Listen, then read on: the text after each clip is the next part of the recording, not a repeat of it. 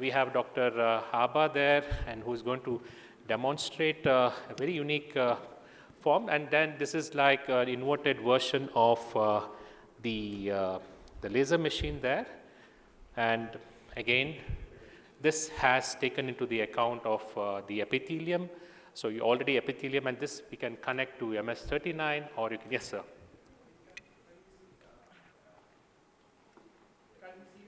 Very warm, good. I will show you after this case, sir. Let them, once they have done with this the topography case. of the patient, after this. Okay. A very good evening to everyone. I would like to thank Dr. Rohit Shetty, sir, and Dr. Pooja Kamar, ma'am, for giving me this amazing opportunity. Today, we'll be operating on Miss Vidyalata. She's been diagnosed with right eye keratoconus, and we will be doing a her ablation in the ocular wavefront mode. And we'll be starting, start with the centration.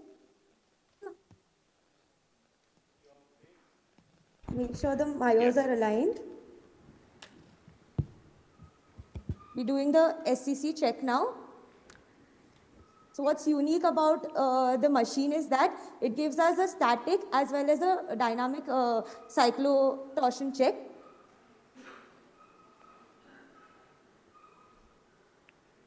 And very interesting here is that the machine first treats the power, Shwetab, right?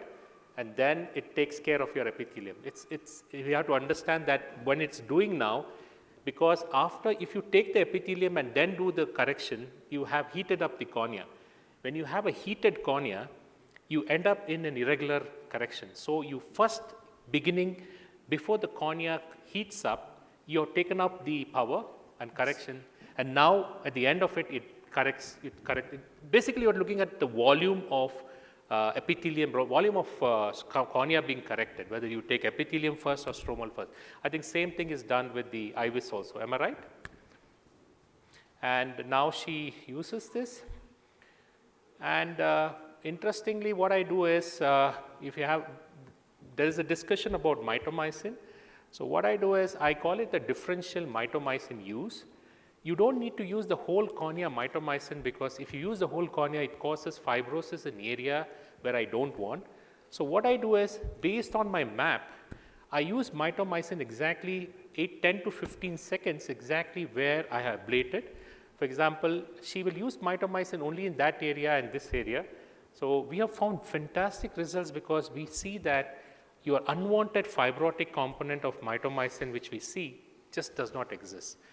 The question asked is, why if the mitomycin in the corneal, if she uses the mitomycin in the area of cone, you don't create much change, because to create a change, you should have a lot of keratocytes which should induce fibrosis. The cone of the cornea has very little myofibroblast conversion. What happens is the entire scarring happens all over this place. And that is what the mitomycin works on, because mitomycin with inflammation causes scarring. So even if I use mitomycin or no mitomycin here, it causes very minimal wound changes unless you created a very heavy ablation, like a 60, 70 microns. But your peripheral cornea ablation creates a lot of flattening, which would induce more myopic shift and an astigmatic correction. So what we do is, if you see her, I don't know, the camera went off. So if you see her, she finished. You can, for the sake of, don't use mitomycin, just use that Merosil sponge in exactly how you placed. So we use this mitomycin in exactly those areas where you have maximum ablation, and don't touch the other part of the cornea. It helps in reducing haze, and it prevents, see, this is not a mitomycin, so just trying to show you that the peripheral ablation where it was, and just at the cone, please, if you can just show.